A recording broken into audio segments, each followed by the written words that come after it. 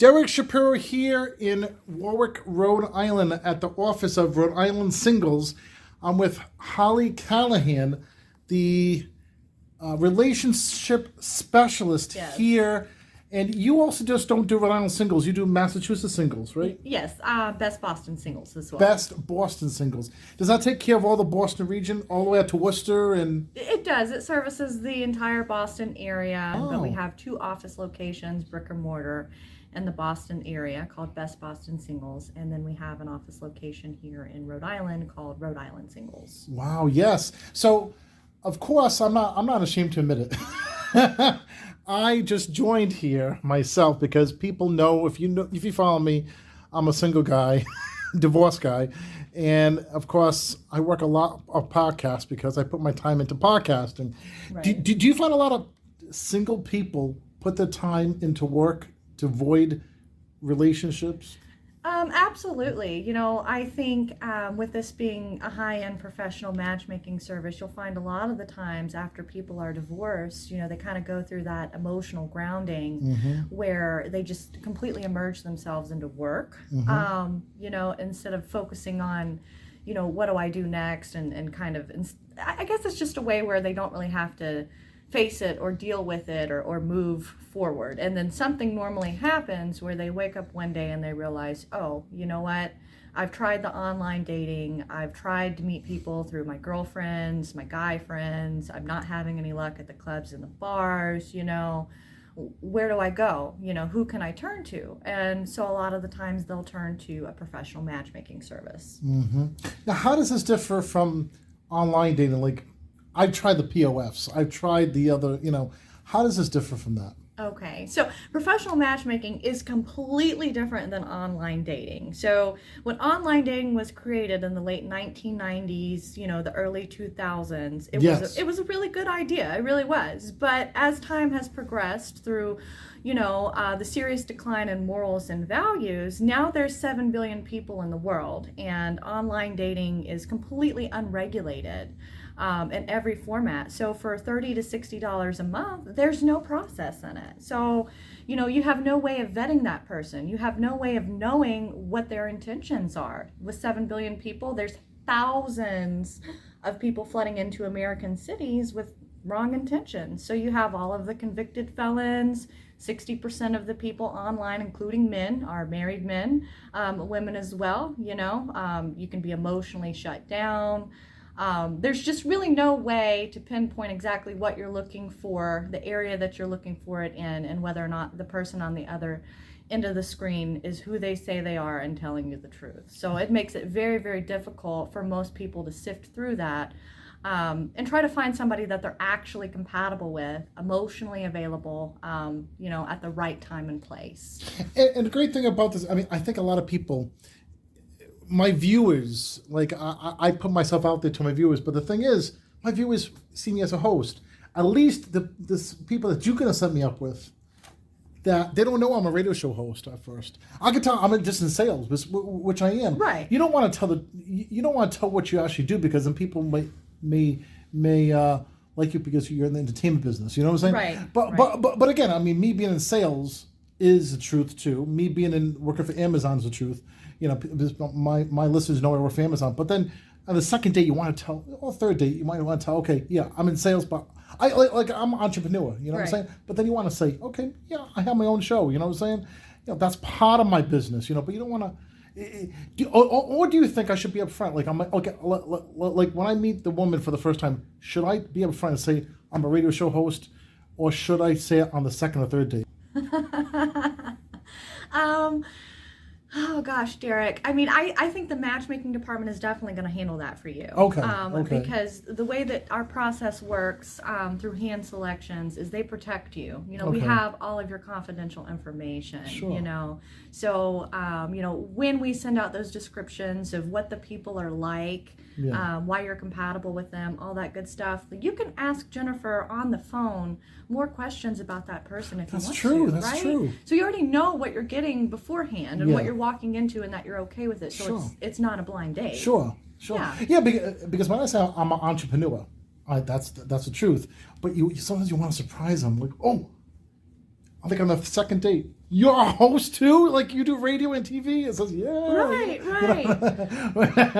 Or so, because sometimes I tell people right off the bat, you can watch me on cable. You can listen to my podcast. Right. And I've tried that, like to tell people at the places just to get women, look at my show. Look at my cable show, and they just think, okay, you're the host, but Right. but you doing it professionally,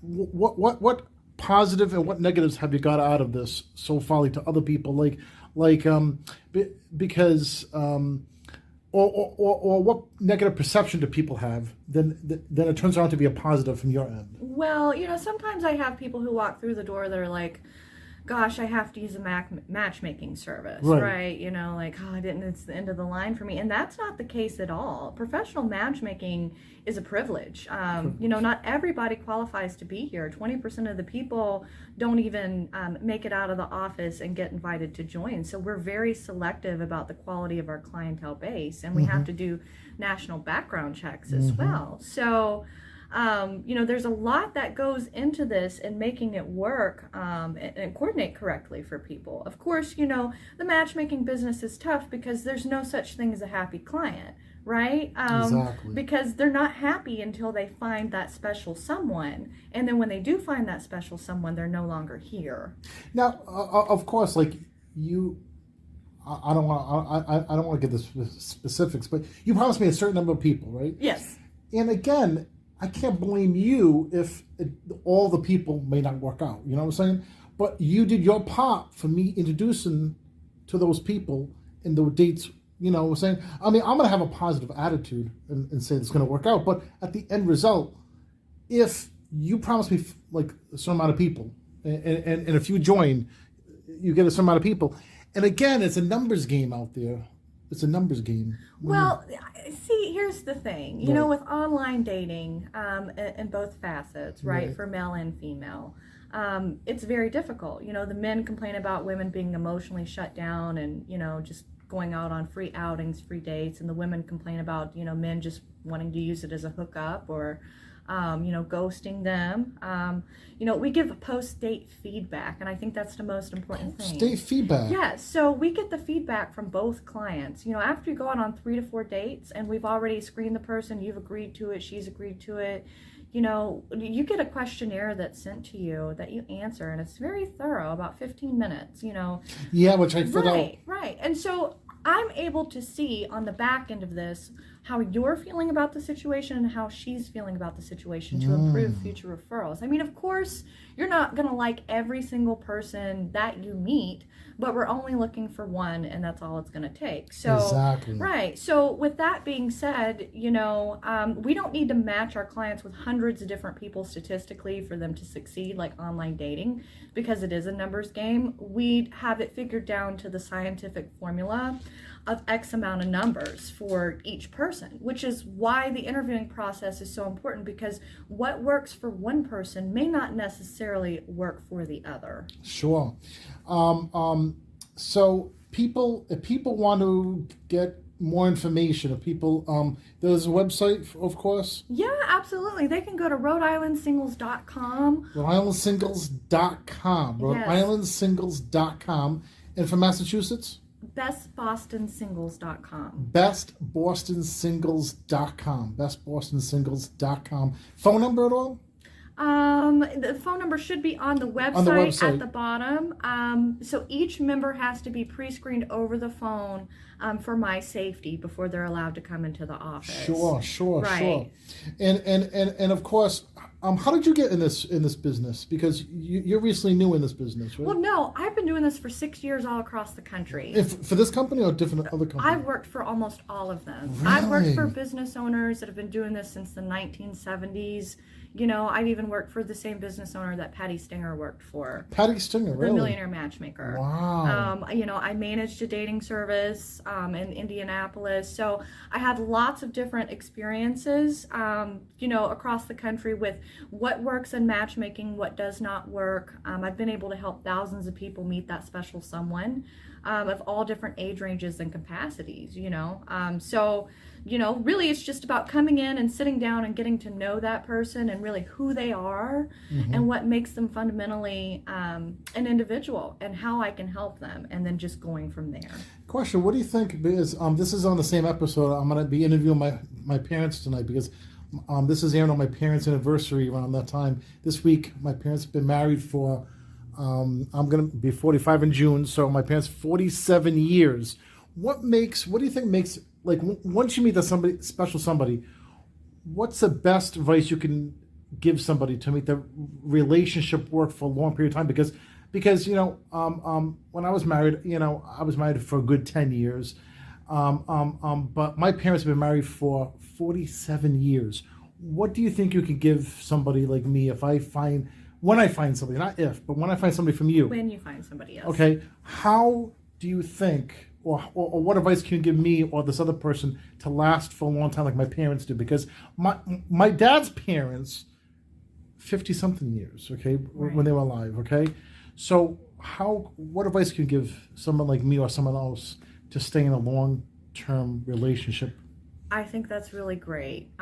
So the national divorce rate is currently at 65%. Correct. You hardly ever see those 47, 50-year marriages anymore, Right. because society just doesn't operate on those values. So that's what we do, is we take those values back and we implement them. So I think the best thing that you can do if you're, in a serious relationship with someone is to listen to them. Don't try to solve their problems, but to listen closely and to compromise.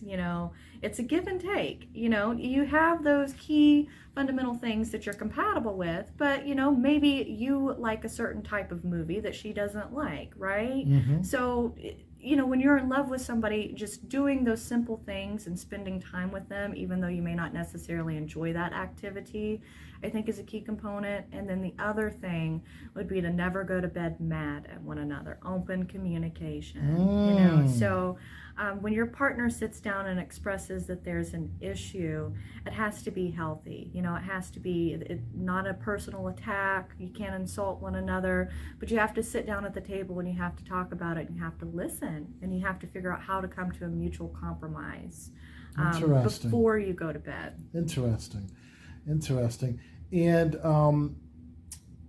wow, that's heavy. Yes. That's a lot. And oh yes, and like I told you off the camera and before, I have had like ex-girlfriends who did not support my career, and because they didn't like the entertainment. Should you support your better half's career? Should you support them in what they do? Or sometimes if you do not like it, is that a sign not to be with them? If you don't like your significant other's career, then you should not be with the significant other. You cannot change someone. A relationship should happen naturally and organically with somebody that you're compatible with. It's not forced. You can't walk into a relationship thinking, oh, well, I can change that person, or I can change him, or I can change her. If you don't like the situation, then exit the situation. Well, thank you very much for being with me, and being on this podcast. I appreciate what you're doing today, and hopefully you can be back on my podcast for any other things you need to talk about. You want to talk about, absolutely. And I love having new topics on my show, because it's just great. You know what I'm saying? Well, if I can change a handful of people's lives, then it was all worth it, right? Yes. Yes. Well, thank you, Miss Callahan. Holly Callahan. Okay, Derek Shapiro here, signing off here at the Rhode Island Singles. And again, the Boston ones, again. Best Boston Singles, Rhode Island Singles. Give us a call today, and get a free scheduled consultation appointment to come in and meet with me. And we'll sit down and we'll figure out what's going on and how we can get you back on track to meeting that special someone. Thank you very much.